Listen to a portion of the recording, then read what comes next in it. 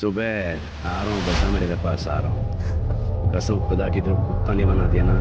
मेरा नाम सलमान खान है। तो गाइस मैं आप सभी को बता दूं, जैसे कि खेसारी लाल को गोविंदा ने दिया है मौका अपने फिल्म इंडस्ट्री में काम करने के, यानी बॉलीवुड में काम देने के लिए। इस चीज़ को देखते हुए सलमान खान काफ़ी भड़क गए।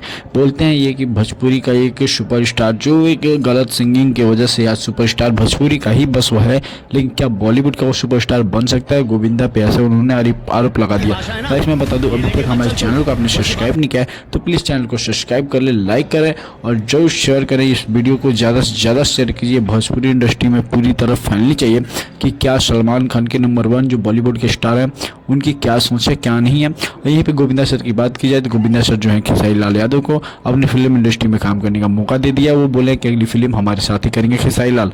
Thank you. इसी के साथ फिर मिलते हैं अगली